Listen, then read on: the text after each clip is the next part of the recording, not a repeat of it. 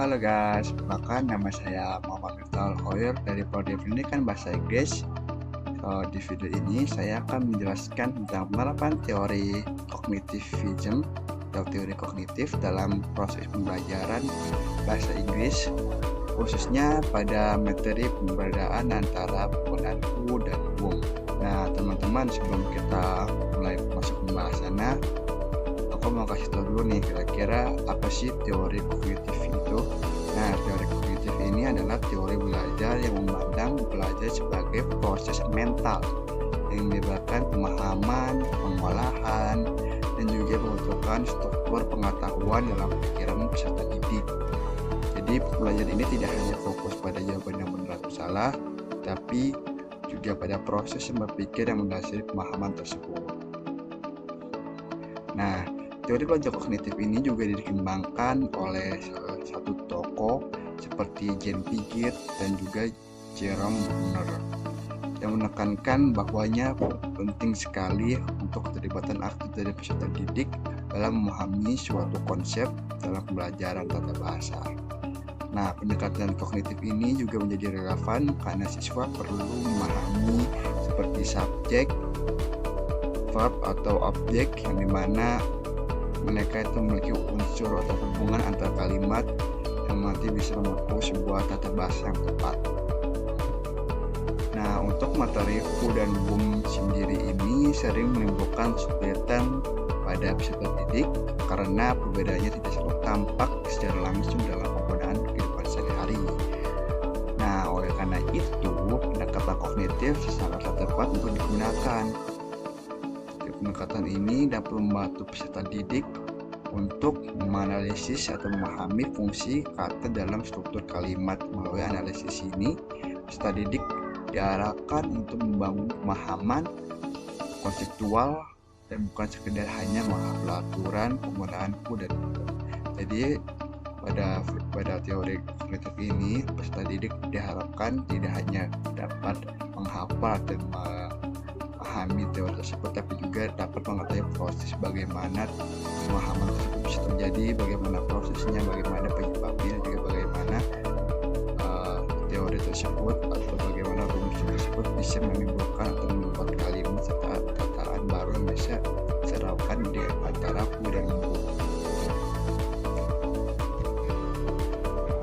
Nah, untuk dalam penerapannya, aktivitas akan dirancang dalam proses analisis kalimat.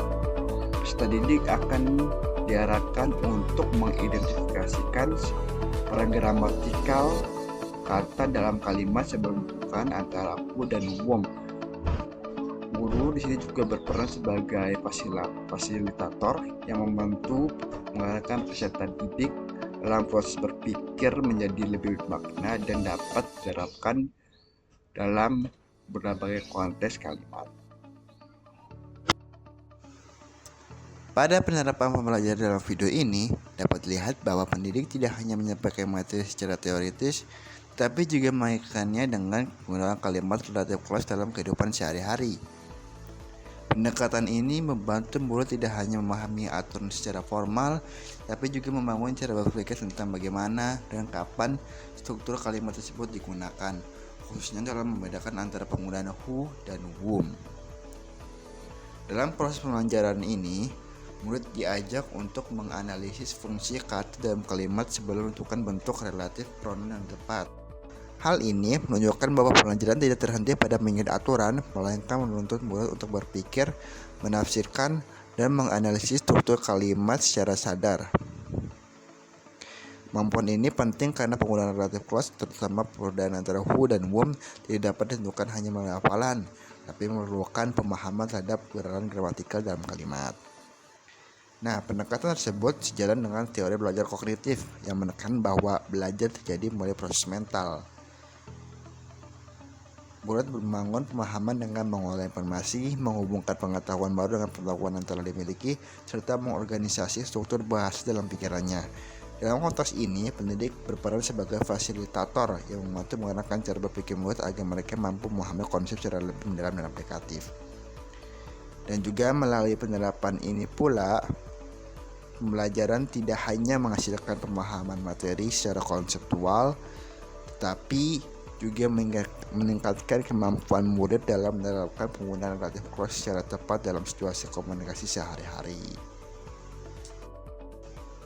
Untuk evaluasinya, pembelajaran berbasis teori kognitif ini terlihat masih sangat bergantung pada kemampuan kognitif masing-masing murid. Setiap murid memiliki tingkat pemahaman, latar belakang pengetahuan, dan kemampuan berpikir analitis yang berbeda-beda. Perbedaan inilah yang mempengaruhi sejauh mana murid mampu mengikuti proses analisis kalimat, terutama dalam menentukan penggunaan antara who dan whom yang menuntut pemahaman struktur gramatikal.